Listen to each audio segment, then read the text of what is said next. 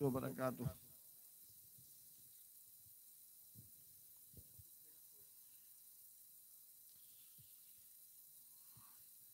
الحمد لله نحمده ونستعينه ونستغفره ونؤمن به ونتوكل عليه ونعوذ بالله من شرور أنفسنا ومن سيئات أعمالنا، من يهده الله فلا مضل له ومن يضلله فلا هادي له، ونشهد أن لا إله إلا الله وحده لا شريك له، ونشهد أن محمدا عبده ورسوله صلى الله عليه وسلم. أما بعد فقد قال الله تعالى: أعوذ بالله من الشيطان الرجيم، بسم الله الرحمن الرحيم،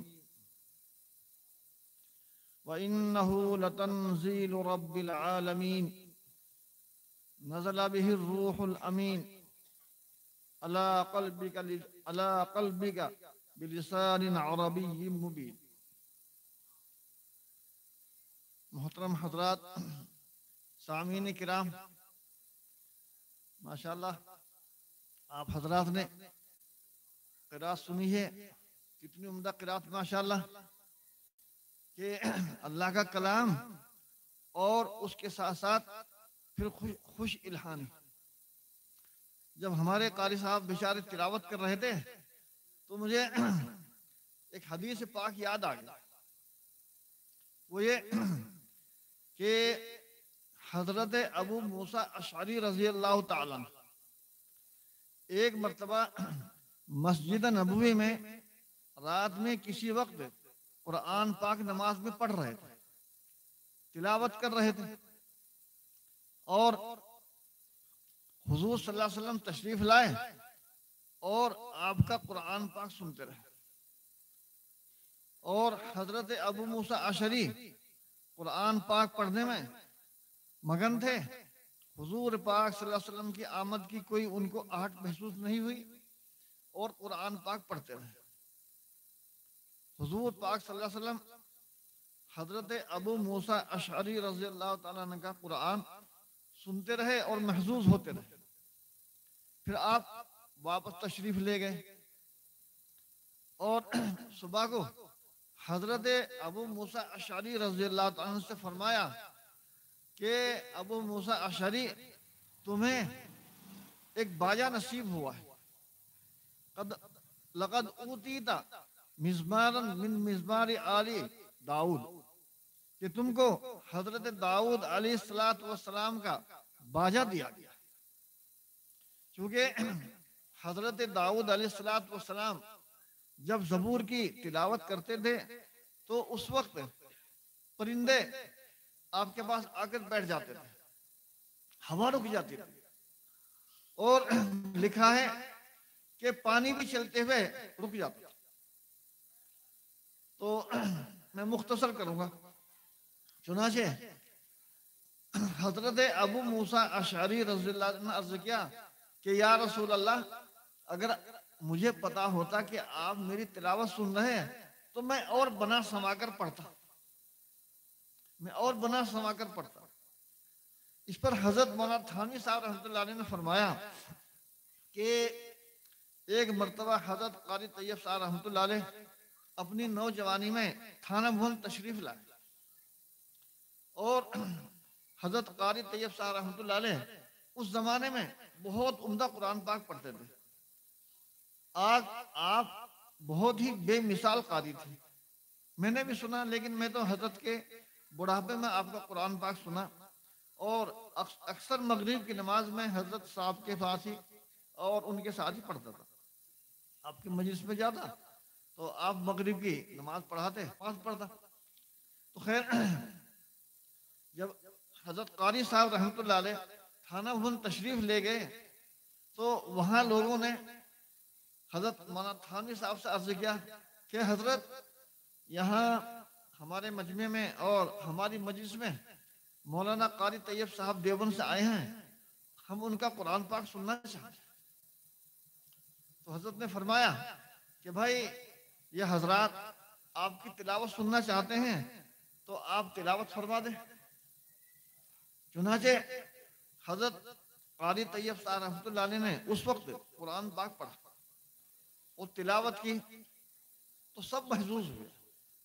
پھر حضرت مولانا تھانوی صاحب رحمۃ اللہ علیہ نے مجلس میں فرمایا کہ قاری طیب صاحب رحمۃ اللہ علیہ انہوں نے قرآن پاک پڑھا، بہت عمدہ پڑھا، بہت عمدہ پڑھا ماشاءاللہ۔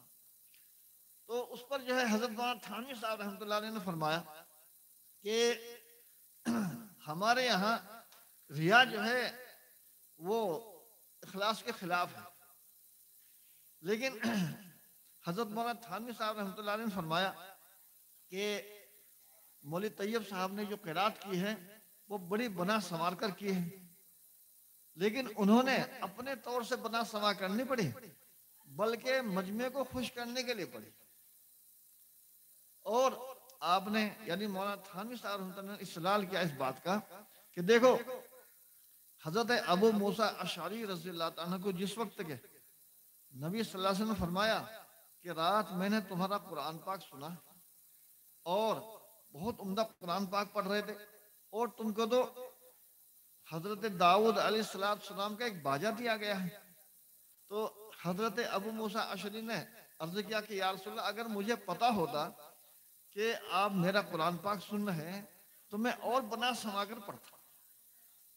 تو اس سے مولانا تھانوی صاحب رحمۃ اللہ نے فرمایا کہ معلوم ہوتا ہے کہ اپنے بھائی کا دل خوش کرنے کے لیے اور سامعین کو خوش کرنے کے لیے قرآن پاک کو بنا سنوار کر پڑھنا یہ اس اخلاص کے خلاف نہیں۔ یہ مجھے ایک حدیث یاد آ گئی، میں نے آپ کے سامنے پیش کر دی، اور بس میں تو یہ عرض کرنا چاہتا ہوں کہ دیکھو ماشاءاللہ قرات بھی ہو گئی ہے اور تلاوت بھی ہو گئی ہے، اور ہمارے حضرت قاری صاحب آپ نے جو نظم پڑھی ہے تو میں اس پہ جو ہے نا آپ جو ہے پڑھ رہے تھے تو میرے دل میں ایک چھوٹا سا شعر آ گیا، اور وہ یہ کہ آپ جب پڑھ رہے تھے تو لوگ آپ کی جیب میں پیسے ڈال رہے تھے، اور کوئی ادھر ڈال رہا تھا کوئی ادھر ڈال رہا تھا، اب میں کیا ڈالوں؟ تو میں جو ہے قاری صاحب کی خدمت میں ایک چھوٹا سا شعر پڑھنا چاہتا ہوں، وہ یہ اب پیسے کیا ڈالو، پیسے تو خرچ ہو جائیں گے، لیکن انشاءاللہ میں جو ہے نا شعر پیش کروں گا وہ بہت دنوں تک ان کے پاس رہے۔ وہ کیا میں شاعر تو نہیں لیکن میں جو ہے نا تھوڑا جوڑ توڑ کر لیتا ہوں، وہ یہ حمد باری لکھے اور نعت رسول، حمد باری لکھے اور نعت رسول، جو لکھے بے دل کرو دل سے قبول۔ تو یہاں یوں کہہ دو حمد باری لکھے اور نعت رسول، جو کہے شاعر بے بدل کرو دل سے قبول۔ ماشاءاللہ خیر، تو حضرات میں عرض کرنا چاہتا ہوں کہ قرآن پاک کی فضیلت اور قرآن پاک کی ضرورت پر یہ ہماری جو مجلس اور جلسہ جو ہے منعقد کیا گیا ہے، بس میں ایک چھوٹی سی بات کہتا ہوں، وہ یہ کہ حضرت شیخ الہند رحمۃ اللہ علیہ انہیں آپ سب جانتے ہیں، اور حضرت مولانا تھانوی صاحب رحمۃ اللہ علیہ فرماتے ہیں کہ حضرت شیخ الہند رحمۃ اللہ علیہ مولانا محمود حسن صاحب، ابھی یہاں بھی ذکر کیا گیا ہے کہ دارالعلوم دیوبند ایک طالب علم اور ایک استاد سے شروع ہوا تھا۔ طالب علم تھے حضرت شیخ الہند رحمۃ اللہ علیہ، اور ان کے استاد بھی محمود تھے۔ تو حضرت شیخ الہند رحمۃ اللہ علیہ دارالعلوم دیوبند کے سب سے پہلے طالب علم۔ حضرت مولانا تھانوی صاحب رحمۃ اللہ علیہ فرماتے ہیں کہ حضرت شیخ الہند رحمۃ اللہ علیہ کو شیخ الہند کہنا یہ ان کے مرتبے کو گھٹانا ہے، وہ شیخ العالم تھے۔ یہ فرمایا کہ حضرت شیخ الہند رحمۃ اللہ علیہ شیخ العالم تھے، اور مفتی تقی صاحب جب دیوبند تشریف لائے، بہت سال پہلے کی بات ہے یہ، انہوں نے اپنے حالات میں لکھا حضرت شیخ الہند رحمۃ اللہ علیہ کی قبر پر حاضر ہوئے، مزار قاسمی میں حضرت مولانا قاسم صاحب رحمۃ اللہ علیہ، حضرت مولانا مدنی حسین احمد مدنی رحمۃ اللہ علیہ اور حضرت شیخ الہند رحمۃ اللہ علیہ کے قبر پر حاضر ہوئے مزار قاسمی میں۔ تو حضرت شیخ الہند رحمۃ اللہ علیہ کی حضرت شیخ الہند رحمۃ اللہ علیہ کی قبر پر حضرت مفتی تقی صاحب نے یہ شعر پڑھا، وہ یہ جس سے جگر لالہ میں ٹھنڈک ہو وہ شبنم، جس سے جگر لالہ میں ٹھنڈک ہو وہ شبنم، دریاؤں کے دل جس سے دھل جائیں وہ طوفان۔ حضرت مفتی تقی صاحب نے یہ شعر پڑھا اور انہوں نے اپنی کتاب میں لکھا، جس سے جگر لالہ میں ٹھنڈک ہو وہ شبنم، دریاؤں کے دل جس سے دھل جائیں وہ طوفان۔ کیا ہے؟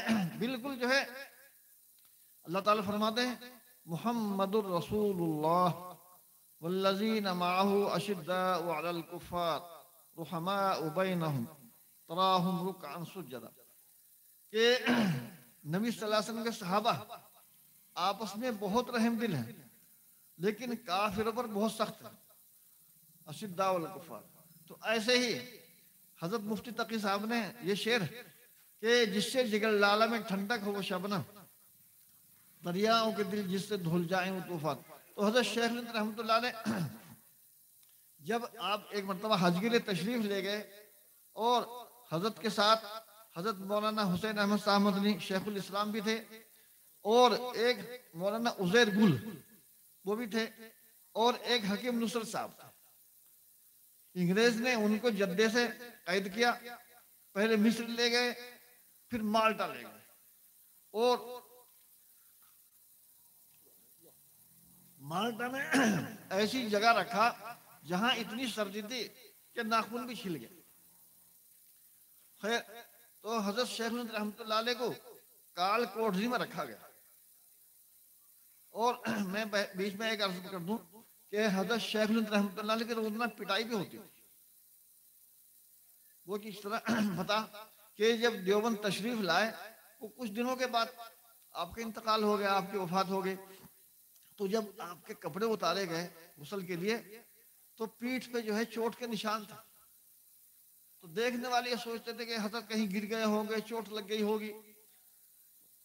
تو لیکن جو حضرات ساتھ تھے انہوں نے بتایا کہ نہیں، انگریز روزانہ پٹائی کرتا تھا اور حضرت کو کال کوٹری میں رکھا گیا۔ فرمایا کہ وہ کال کوٹری جس میں ان لوگوں کو رکھا جاتا تھا جو بڑے مجرم ہوتے تھے اور ان کو پھانسی دی جاتی تھی۔ حضرت مولانا مدنی رحمۃ اللہ نے لکھا ہے کہ ہم لوگوں کو الگ کیمپ میں رکھا گیا اور حضرت کو ایک الگ کال کوٹری میں رکھا گیا۔ کبھی کبھی ملنے کی اجازت ہوتی تھی تو ہم جاتے اور زیارت کرتے۔ تو ایک مرتبہ ہم گئے تو حضرت رو رہے، حضرت شیخ الہند رحمۃ اللہ علیہ رو رہے، تو ہم نے کہا حضرت کیوں رو رہے ہیں، کیا بات ہے؟ اگر یہ پھانسی دے دیں گے تو مرنا تو ایک دن ہے ہی۔ لیکن حضرت شیخ الہند رحمۃ اللہ نے فرمایا کہ میں مرنے کی وجہ سے نہیں رو رہا، مرنا تو ہے ہی، لیکن میں ہندوستان کے مسلمانوں کی پستی کی وجہ سے رو رہا ہوں، ہندوستان کے مسلمانوں کی بدحالی کی وجہ سے رو رہا ہوں، ہندوستان کے مسلمانوں کی ذلت کی وجہ سے رو رہا ہوں۔ خیر اس کے بعد حضرت شیخ الہند رحمۃ اللہ علیہ رہا ہوئے تقریباً 4.5 سال کے بعد، 4.5 سال تک مالٹا کی جیل میں تشریف لائے، بمبئی اترے۔ تو بمبئی اترنے کے بعد انگریز نے آپ کو الگ سے بلایا اور یہ کہا کہ مولانا صاحب آپ جو تحریک چلا رہے ہیں ہندوستان کی آزادی کی، آپ اللہ کے واسطے وہ نہ چلائیں، آپ جو چاہے لے لیں، چاہے جتنا خزانہ لے لیں اور جو چاہے عہدہ لے لیں۔ لیکن حضرت مولانا مدنی رحمۃ اللہ نے فرمایا حضرت کے یعنی شیخ الہند رحمۃ اللہ علیہ کے متعلق کہ یہ وہ نشہ نہیں ہے جس کو ترشی اتار دے۔ حضرت شیخ الہند رحمۃ اللہ علیہ کے بارے میں فرمایا کہ حضرت شیخ الہند رحمۃ اللہ علیہ کو ہندوستان کی آزادی کی فکر تھی اور آپ اس لیے تحریک چلا رہے تھے اور جیل بھی اسی لیے کاٹی۔ تو انگریز نے کہا کہ آپ جو چاہے عہدہ لے لیں، جتنی چاہے زمین لے لیں اور جو چاہے آپ جو عہدہ لے لیں۔ لیکن حضرت شیخ رحمۃ اللہ نے مولانا مدنی رحمۃ اللہ فرماتے ہیں کہ یہ وہ نشہ نہیں ہے جس کو ترشی اتار دے، یعنی ترشی سے یہ نشہ نہیں اترے گا۔ خیر آپ جب ہندوستان تشریف لائے تو دارالعلوم دیوبند میں آپ کے لیے ایک بہت بڑا اجلاس قائم کیا گیا اور آپ کے خیر مقدم کے لیے استقبال کے لیے علاقے کے لوگوں کو دعوت دی گئی اور آپ جو ہے تشریف لائے. اس میں جو ہے ہندوستان کے بڑے بڑے علماء اور علاقے کے بڑے بڑے حضرات، دارالعلوم دیوبند کے اساتذہ، طلبہ، سب جمع اور سب خاموش. تو حضرت شیخ الہند رحمۃ اللہ علیہ تشریف لائے اور آپ کا بیان ہوا مختصر سا.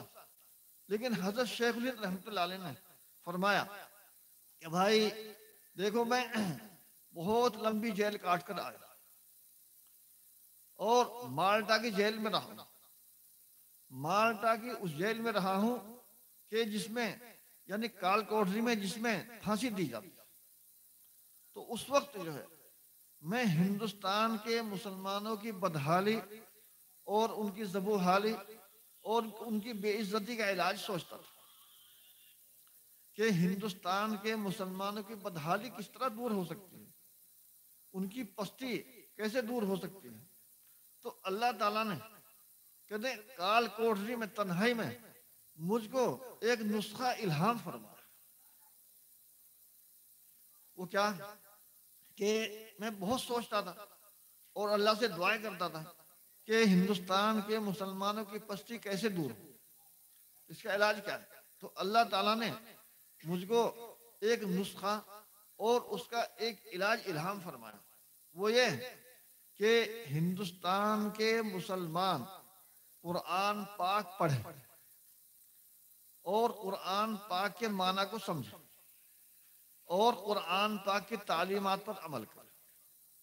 یہ فرمایا کہ ہندوستان کے مسلمان قرآن پاک پڑھیں، قرآن پاک کے معنی کو سمجھیں اور قرآن پاک کی تعلیم کو عام کریں.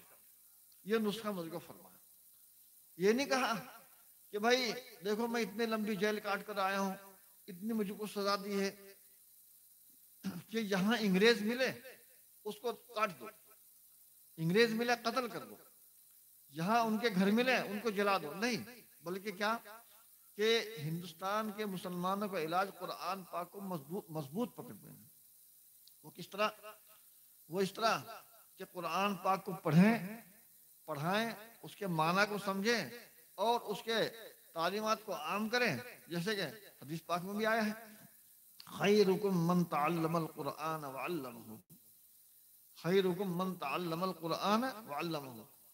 اور اس کے متعلق قرآن پاک جو ہے بڑی عظمت والا اور سبھی آپ کے سامنے آ گیا ماشاءاللہ.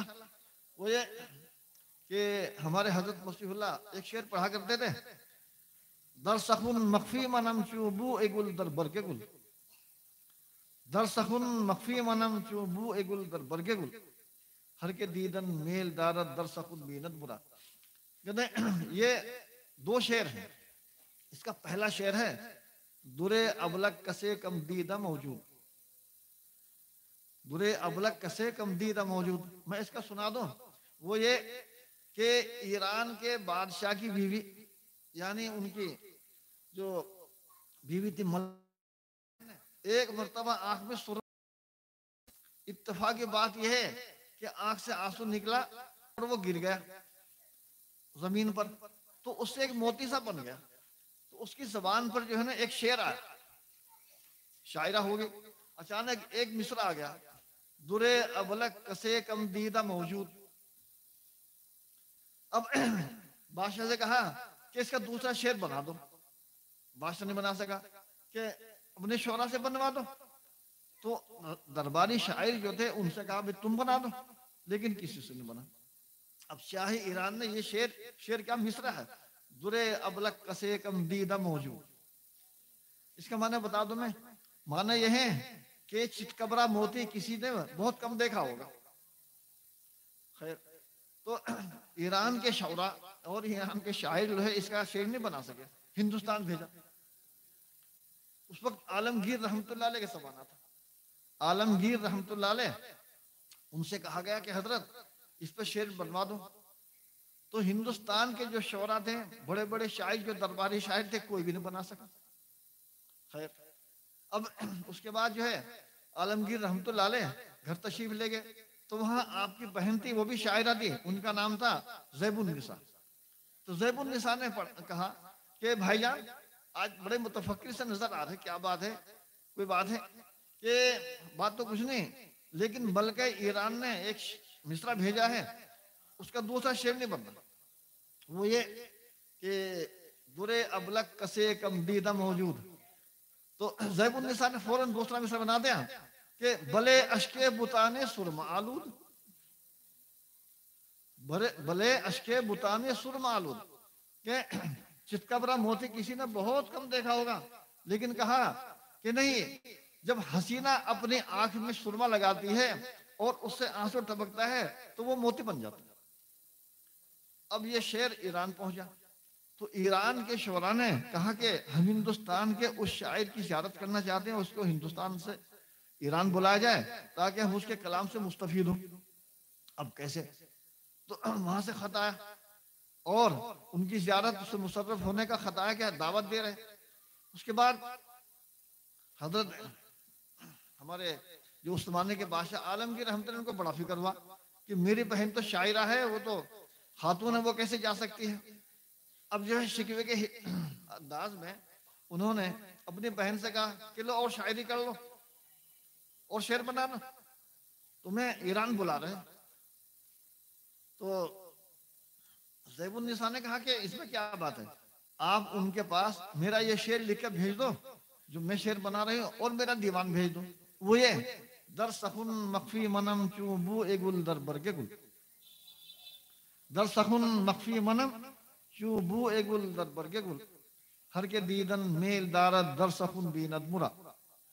اس کا مطلب یہ ہے کہ در سخن مخفی منم چوں بو اے گل در برگ گل، کہ میں اپنے کلام میں ایسے مخفی ہوں جیسا کہ پھول کی خوشبو پھول کی پتی میں مخفی ہوتی. میں اپنے کلام میں ایسے مخفی ہوں جیسے کہ پھول کی خوشبو پھول کی پتی میں مخفی ہوتی. اور ہر کے دیدن میل دارد در سخن بیند مرا، جو میرے دیکھنے کی تمنا رکھتا ہو، جو میرے دیکھنے کی خواہش رکھتا ہو، تو اس کو چاہیے میرا کلام دیکھے. تو اس پہ ہمارے حضرت فرمایا کرتے تھے کہ قرآن پاک اللہ کا کلام ہے، ہم اللہ کو نہیں دیکھ سکتے. تو اللہ تعالیٰ نے اپنے جمال اور کلام کو قرآن پاک کی صورت میں ہم کو عنایت فرما دیا. جیسے یہاں ہمارے ابھی مولانا جو علامت سری کر رہے ہیں انہوں نے بھی یہ شعر پڑھا، اور وہ ہے کہ ہمارے پانی پت کے تھے حالی ایک شاعر تھے، وہ بہت اچھا شعر پڑھتے تھے، اور حضرت مولانا تھانوی صاحب بھی ان کی تعریف کرتے تھے. کہتے ہیں وہ نبیوں میں رحمت لقب پانے والا، وہ نبیوں میں رحمت لقب پانے والا، مراد غریبوں کے بڑھلانے والا، مراد غریبوں کے بڑھلانے والا، وہ اپنے پرائے کا غم کھانے والا، مصیبت میں غیروں کے کام آنے والا. اتر کر حرا سے سوئے قوم آیا، اتر کر حرا سے سوئے قوم آیا، اور ایک نسخے کیمیا ساتھ لایا. تو قرآن پاک جو ہے ہمارے لیے ایک نسخے کیمیا ہے. ہم اس کو پڑھیں اور اس کے معنی کو سمجھیں، اپنے بچوں کو پڑھائیں اور قرآن پاک کی تعلیم کو عام کریں. اور ایک چیز اور، حضرت قاری طیب صاحب رحمۃ اللہ علیہ جن کا میں ابھی ذکر کیا تھا شروع میں، سب سے بالکل اخیر میں سہارنپور تشریف لائے. میں بھی سہارنپور کا ہی ہوں، اور ہمارا بازار جو لگتا ہے وہ سہارنپور لگتا ہے. اتفاق بات یہ ہے کہ میں بازار میں جمعے کا دن تھا، جمعہ بھی پڑھنا تھا اور بازار سے سودا بھی لانا تھا گھر کے لیے. تو میں سہارنپور گیا، وہاں جامع مسجد میں اعلان ہوا کہ حضرت قاری طیب صاحب رحمۃ اللہ علیہ تشریف لائے ہوئے ہیں اور آپ کا بیان جمعے کے بعد ہوا. تو میں تو عاشق تھا حضرت کا، میں نے کہا نعمت غیر مترقبہ. اور سہارنپور آنا حضرت کا یہ بالکل آخر تھا. پھر تھوڑے دن بعد انتقال بھی ہو گیا. تو اس وقت حضرت نے قرآن پاک پہ قرآن پاک پہ تقریر فرمائی، بیان فرمایا، اور آخر میں یہ کہا کہ بھائی ہم آپ سے پیسہ کا چندہ نہیں مانگتے، جیسے ہمارے یہاں میں ماشاءاللہ دیکھو پیسہ کا چندہ نہیں ہوا، بلکہ قرآن پاک پڑھنے والوں کو جو ہے حوصلہ افزائی کے طور پہ انعام دیا گیا. تو حضرت قاری صاحب رحمۃ اللہ نے فرمایا کہ بھئی دیکھو ہم آپ سے پیسہ کا چندہ نہیں مانگتے، بلکہ ہم آپ سے آپ کی اولاد کا چندہ مانگتے ہیں. ہم آپ سے آپ کی اولاد کا چندہ مانگتے ہیں. آپ اپنے بچوں کو ہمیں دو تاکہ ہم ان کو پڑھائیں. جیسے ہمارے قاری صاحب ماشاء اللہ قاری زبیر پڑھا رہے، دیکھو کتنی محنت کرے، بے سر و سامان. ابھی قاری صاحب نے مجھے کہا کہ یہاں تشریف لائیو، بھائی میں کیا تشریف نہ لیا. اب میں سمجھتا کتنا بڑا دارالعلوم ہوگا، کتنا بڑا ادارہ ہوگا، یہاں اگر دے گا تو گھر کے یہ ہمارا سب کچھ ہے ماشاءاللہ. بے سر و سامانی میں محنت کر رہے ہیں. اور ایک چیز اور یاد رکھو، اچانک مجھے یاد آ گئی، وہ یہ کہ آپ حضرات نے صاحب ہدایہ کا نام سنا ہوگا. صاحب ہدایہ ہمارے یہاں جو ہے نا جاتی ہے اور بہت بڑی کتاب ہے. ہدایہ کے شاگرد علامہ برہان الاسلام زرنوجی، وہ بھی بہت بڑے پائے کے عالم ہیں. تو ان کی ایک کتاب میں انہوں نے لکھا ہے کہ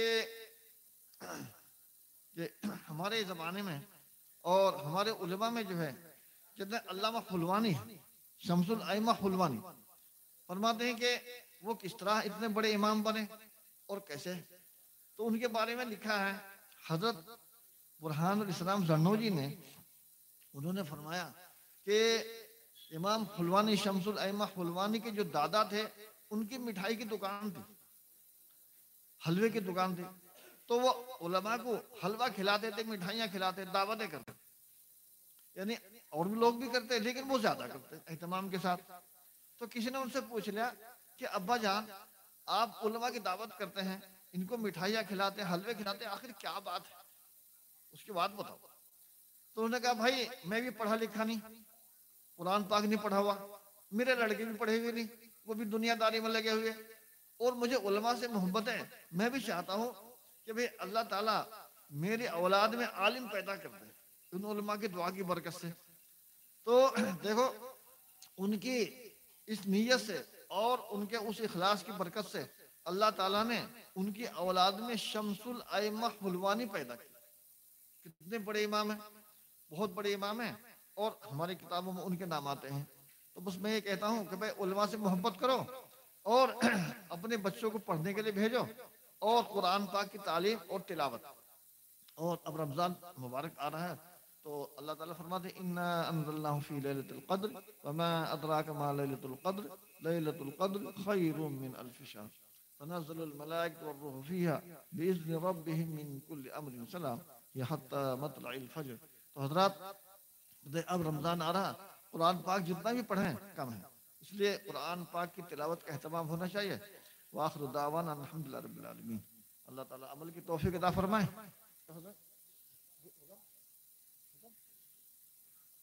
اچھا چلو چلو یہ پرچے آئے ہوئے میں لے لیتا ہوں. اس میں ہمارے خلیل لاوت صاحب وہ بیچارے مجھ سے بڑی محبت کرتے ہیں، اور ہمارے قاری زبیر صاحب کو انہوں نے بہت بے نفس آدمی ہیں، بہت محبت کرتے ہیں. وہاں جلال آباد میں میرے گھر کئی مرتبہ آئے، اور جب بھی وہ ادھر آتے ہیں ضرور آتے ہیں. ان کے اولاد میں سے، ان کے بیٹوں میں سے، ان کے بچوں میں سے کوئی آتا ہے تو اس کو بھیجتے ہیں. ایک مرتبہ اپنے بیٹے کو بھیجا انس کو، اور بیوی بھی تھی اور گود میں بچہ تھا. تو ان کی بیوی بیچاری اردو نہیں سمجھتی تھی، اشارے اشارے میں بات کی. ہم نے بھی چائے جو پلا بھی اشارے اشارے میں پلا دے. بیچارے بڑی محبت کرتے ہیں. ان کا بھی آپریشن ہوا تو ان کے لیے دعائیں صحت کرنی ہے. اور مولانا اسماعیل توبیہ ہے نا، کیا نام ہے، ہاں، ان کے لیے دعا صحت کرنی ہے، اور سبھی تمام بیماروں کے لیے دعا صحت کرنی ہے. بسم اللہ الرحمن الرحیم. الحمد للہ رب العالمین. الحمد لله رب العالمين. اللهم صل على سيدنا ومولانا محمد وعلى آل سيدنا ومولانا محمد وبارك وسلم. اللهم ربنا آتنا في الدنيا حسنة وفي الآخرة حسنة وقنا عذاب النار. اللهم ربنا هب لنا من أزواجنا وذرياتنا قرة أعين واجعلنا للمتقين إماما. ربنا لا تؤاخذنا إن نسينا أو أخطأنا. ربنا لا تؤاخذنا إن نسينا أو أخطأنا. ربنا ولا تحمل علينا إصرا كما حملته على الذين من قبلنا. ربنا ولا تحملنا ما لا طاقة لنا به. واعف عنا واغفر لنا وارحمنا أنت مولانا فانصرنا على القوم الكافرين. فانصرنا على القوم الكافرين. ربنا ظلمنا أنفسنا وإن لم تغفر لنا وترحمنا لنكونن من الخاسرين. ربنا اغفر لي ولوالدي وللمؤمنين يوم يقوم الحساب. ربنا اغفر لي ولوالدي وللمؤمنين يوم يقوم الحساب. ربنا لا تجعلنا فتنة للقوم الظالمين. ربنا لا تجعلنا فتنة للقوم الظالمين ونجنا برحمتك من القوم الكافرين. اللهم إني أسألك من خير ما سألك نبيك محمد صلى الله عليه وسلم. اللهم إني أسألك من خير ما سألك نبيك محمد صلى الله عليه وسلم. اللهم إني أعوذ بك من شر ما استعاذك منه نبيك محمد صلى الله عليه وسلم. لا إله إلا هو الحليم الكريم. لا إله إلا هو الحليم الكريم. سبحان الله رب العرش العظيم. الحمد لله رب العالمين. اللهم إني أسألك موجبات رحمتك وعزائم مغفرتك والغنيمة من كل بر والسلامة من كل إثم. اللهم لا تدع لنا ذنبا إلا غفرته ولا هما إلا فرجته ولا دينا إلا قضيته ولا حاجة من حوائج الدنيا والآخرة إلا قضيتها يا أرحم الراحمين. يا أرحم الراحمين. يا مونس كل وحيد. يا مونس كل وحيد. ويا صاحب كل فريد. ويا قريبا غير بعيد. ويا شاهدا غير مغلوب. ويا غالبا غير مغلوب. يا ذا الجلال والإكرام. يا ذا الجلال والإكرام. يا قيام السماوات والأرض. يا ذا الجلال والإكرام. يا صريخ المستصرخين.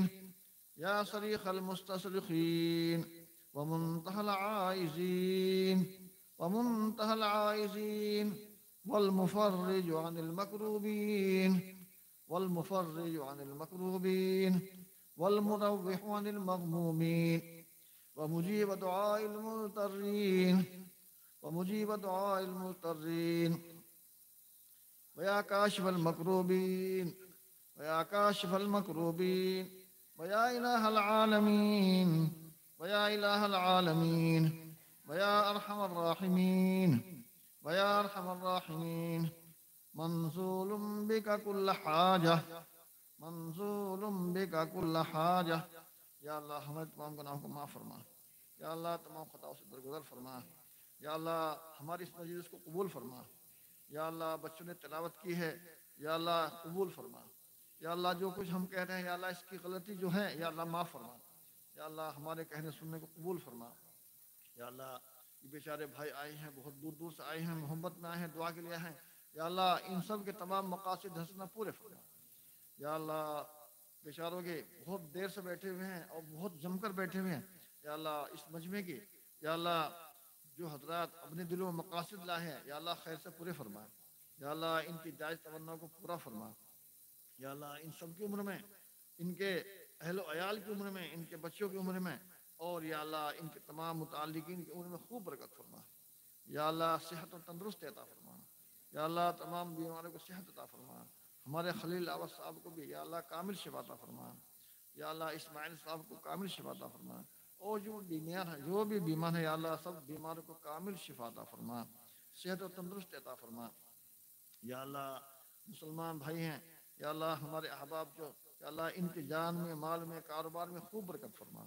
یا اللہ ان کی جان میں مال میں خوب برکت فرما.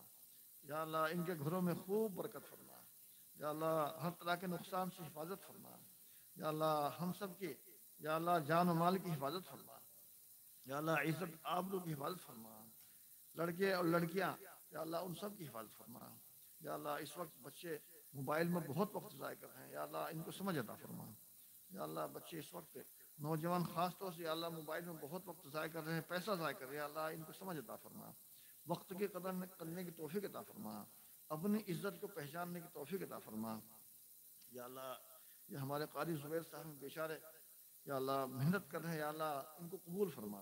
ان کی محنت کو قبول فرما اور ان کے جو ساتھ عملہ ہے اور بیچارے بہت اخلاص کے ساتھ ہیں، یا اللہ محنت کر رہے ہیں، یا اللہ ان سب کی محنتوں کو قبول فرما، یا اللہ ان سب کو جزائے خیر عطا فرما، یا اللہ ان کو اجر عظیم عطا فرما، یا اللہ ان سب کی عمر میں خوب برکت فرما، ان کے گھروں میں خوب برکت فرما، یا اللہ اعلیٰ اولاد میں خوب برکت فرما، یا اللہ سب بچوں کو یا اللہ علم و عمل کی دولت سے مالا مال فرما، یا اللہ تمام بچوں کو نیک بنا، یا اللہ تمام بچوں کو صالح بنا، یا اللہ تمام بچوں کو اپنے والدین کی عزت اور یا اللہ عظمت کرنے کی توفیق عطا فرما، یا اللہ بچوں کو اپنے والدین کی عزت کرنے کی توفیق عطا فرما۔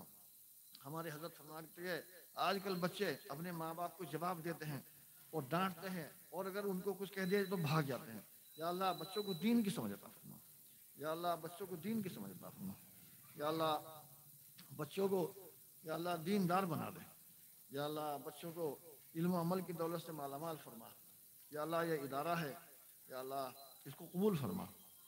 ہمارے حضرت مسیح اللہ فرماتے تھے کہ ادارے کے لیے تعلیم، تعمیر اور پیسہ تحویل، یا اللہ مدرسے کی تمام ضروریات پوری فرما، چھوٹی سے چھوٹی، بڑے سے بڑے، یا اللہ جو بھی ضرورت ہے یا اللہ خیر سے پوری فرما، اپنے خزانے غیب سے خیر سے پوری فرما، اپنے دست قدرت سے عطا فرما، یا اللہ اور بھی جو حضرات ہیں یا اللہ سب کے مقاصد رستہ پورے فرما۔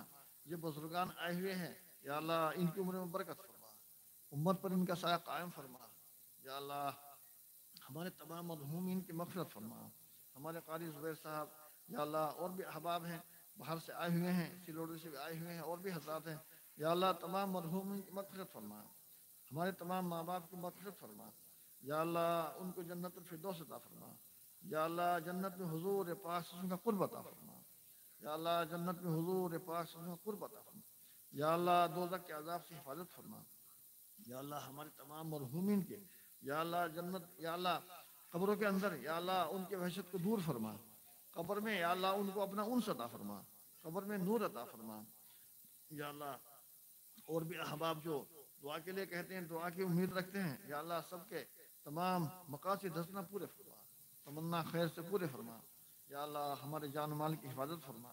مسلمان اس وقت روزگار کے اعتبار سے بہت پریشان ہے، یا اللہ مسلمانوں کو اچھے روزگار عطا فرما، یا اللہ جن کے پاس روزگار ہے یا اللہ ان میں برکت اور ترقی عطا فرما اور حفاظت فرما، یا اللہ ہم نے جو مانگا ہے وہ بھی عطا فرما، جو نہیں مانگ سکے وہ بھی عطا فرما، یا اللہ حضور پاک صلی اللہ علیہ وسلم نے آپ سے جو خیر کی دعا مانگے ہم بھی وہی مانگتے ہیں، یا اللہ ہم کو عطا فرما، اور حضور پاک صلی اللہ علیہ وسلم جن چیزوں سے پناہ مانگی ہے ہم بھی پناہ مانگتے ہیں، یا اللہ ہم کو پناہ عطا فرما، یا اللہ تمام امت مسلمہ کے ساتھ خیر کا معاملہ فرما، یا اللہ ہماری دعاؤں کو حضور پاک صلی اللہ علیہ وسلم کے واسطے سے قبول فرما۔ ربنا تقبل منا انك انت السميع العليم وتب علينا انك انت التواب الرحيم، وصلى الله تعالى على خير خلق سيدنا محمد وآله وصحبه اجمعين يا ارحم